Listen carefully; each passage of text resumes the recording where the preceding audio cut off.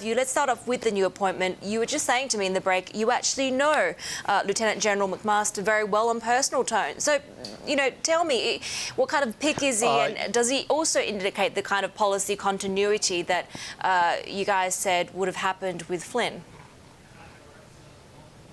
Yes, HR McMaster, HR as he's called to his friends, along with Jim Mattis, the new Secretary of Defense, both of these men are really deep, profound military intellectuals. What that means is that they both had real command in combat, and they read vociferously. They have thousands of books in their libraries. I've had long conversations with both of them. They know Greek philosophy, history, military history, etc. They're very deep, non-superficial personalities. Unlike Mike Flynn, who was just released, Mike Flynn was a staff officer his whole life. He never had combat command, to my knowledge, whereas H.R. McMaster and Mattis does. So this is very interesting. You have President Trump, who's not a reader, who's sort of post-literate in a way, who has appointed two military intellectuals in key positions in his cabinet. Whether that's sufficient to overcome President Trump's lack of sense of historic obligation to both America's role in Asia and in Europe remains to be seen. Well, that's the thing, isn't it? Because there has, the election of Trump and also the appointments that he has put in place has been read by some as a sort of anti-intellectualism. And it does seem, though, Robert, that he does surround himself with people who are either aligned with his beliefs and policies or perhaps, in the case of Bannon, are also informing them. So in this sort of battle of wills, who do you anticipate will come out on top? Well, you've put your finger on the big question. The administration is already lining up into two places.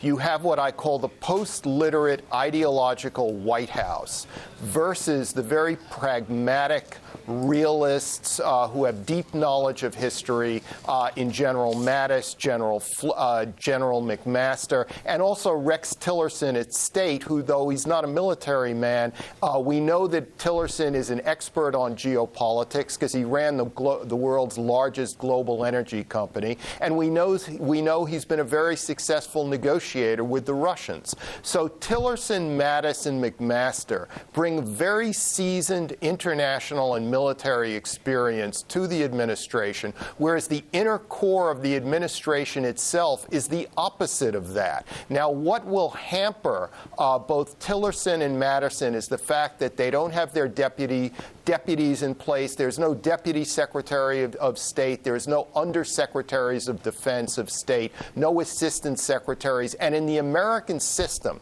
which is very much a large bureaucratic pseudo-imperial system, you cannot operate effectively without all your deputies, your upper, middle, and middle-level bureaucrats in place. So there is a vacuum in the Trump administration at this point.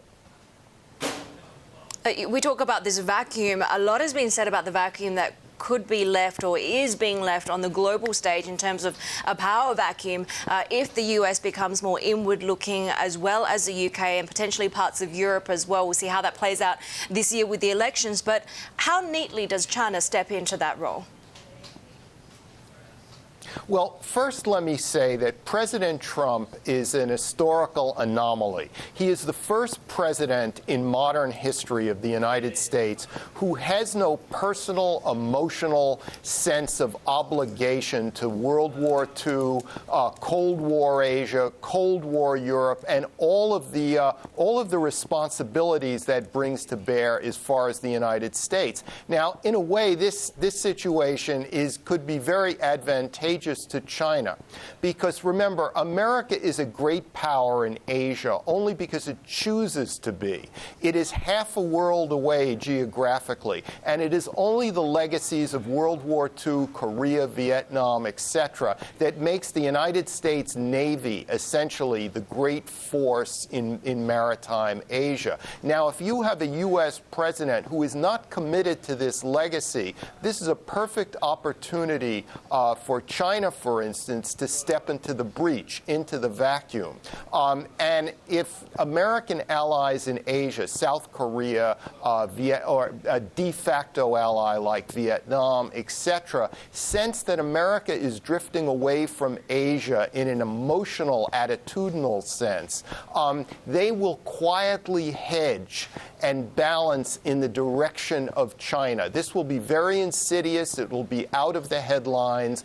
But China could make great strides in terms of turning a unipolar military environment in the Western Pacific with the United States Navy in charge into a truly multipolar political and military environment.